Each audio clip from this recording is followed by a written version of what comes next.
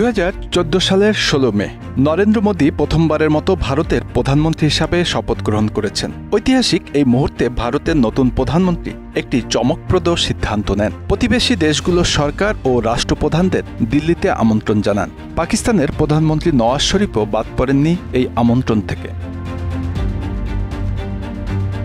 সেই মুহূর্ত থেকেই শুরু হয় মোদী সরকারের নতুন এক পররাষ্ট্রনীতির যাত্রা, যেটি নেইবারহুড ফার্স্ট অর্থাৎ প্রতিবেশী প্রথম। এটি ছিল এমন একটি নীতি যেখানে ভারতের পররাষ্ট্রনীতিতে সর্বোচ্চ গুরুত্ব পাবে দক্ষিণ এশিয়ার পড়শি দেশগুলো। প্রতিবেশী প্রথম নীতির মূল কথা ছিল ভারতের জন্য দূরের দেশগুলোর চেয়ে দক্ষিণ এশিয়ায় ঘনিষ্ঠ প্রতিবেশীদের সম্পর্ককে বেশি গুরুত্ব দেওয়া।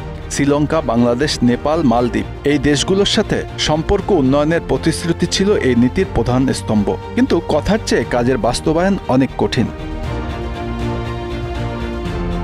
মোদী সরকারের শুরুতে এ নীতি কিছুটা সফল হয়েছিল। নেপাল, শ্রীলঙ্কা, বাংলাদেশ এই দেশগুলোতে মোদী যে অভ্যর্থনা পেয়েছিলেন তা ছিল নজিরবিহীন। কিন্তু সময়ের সঙ্গে সঙ্গে সেই উচ্ছ্বাস কমতে থাকে। পাকিস্তানের সঙ্গে সম্পর্কের উন্নতি হয়নি, বরং সম্পর্ক আরও জটিল হয়ে উঠেছে। শ্রীলঙ্কা চীনা গোয়েন্দা জাহাজকে বন্দরে আশ্রয় দিয়েছে, যা ভারতের জন্য কৌশলগতভাবে বড় ধাক্কা। নেপাল, মালদ্বীপ এমনকি ভুটানও চীনের সঙ্গে সম্পর্ক ঘনিষ্ঠ করেছে। নেপালে নতুন সংবিধান প্রণয়নের সময় ভারতের প্রচ্ছন্ন সমর্থনে যে অর্থনৈতিক অবরোধ কর্মসূচি পালিত হয়েছিল তার বিরুদ্ধে সেদেশের সাধারণ মানুষ ভারত বিরোধী প্রতিবাদে ফেটে পড়েছেন। নেপালের ক্ষমতায় আছেন কেপি শর্মা ওলি, যিনি কট্টর ভারত বিরোধী বলেই পরিচিত। মালদ্বীপেও গত বছর ভারতপন্থী একটি সরকারকে হটিয়ে নির্বাচনের মাধ্যমে ক্ষমতায় এসেছেন মোহাম্মদ মুইজি, যিনি প্রেসিডেন্ট হওয়ার পরই তার দেশ থেকে সব ভারতীয় সেনা সদস্যকে সরিয়ে নেওয়ার দাবি জানিয়েছেন। তার দলের ইন্ডিয়া আউট ক্যাম্পেইন মালদ্বীপে ভালো সাড়া ফেলেছে।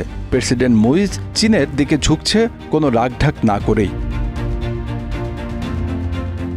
এমনকি যে ভুটান সামরিক, বৈদেশিক বা অর্থনৈতিক প্রায় সব ক্ষেত্রে ভারতের ওপর নির্ভরশীল, তারাও চীনের সঙ্গে আলাদাভাবে সীমান্ত আলোচনা শুরু করেছে। কূটনৈতিক সম্পর্কে স্থাপনে চীনের প্রস্তাবকেও সরাসরি নাকচ করে দেয়নি।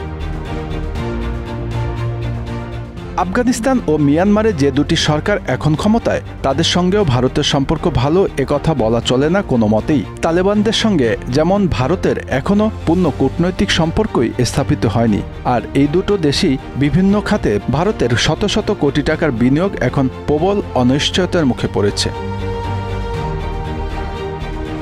এই তালিকায় সবশেষ সংযোজন বাংলাদেশ, যেখানে বিগত 1.5 দশক ধরে ভারতের একটি ঘনিষ্ঠ বন্ধু সরকার ক্ষমতা থাকার পর প্রায় রাতারাতি সেই সরকার বিদায় নিয়েছে। তারপর এমন কিছু শক্তি ক্ষমতার বৃত্তে চলে এসেছে যারা ঠিক ভারতের মিত্র হিসেবে পরিচিত নন। তাছাড়া 3.5 বছর আগে নরেন্দ্র মোদীর বাংলাদেশ সফরের সময়ই তার বিরুদ্ধে বিক্ষোভ ও সহিংসতা তুঙ্গে উঠেছিল। সাম্প্রতিক কোটা সংস্কার আন্দোলনেও একটা প্রবল ভারত বিরোধী চেহারা ছিল। Bangla affairs news desk.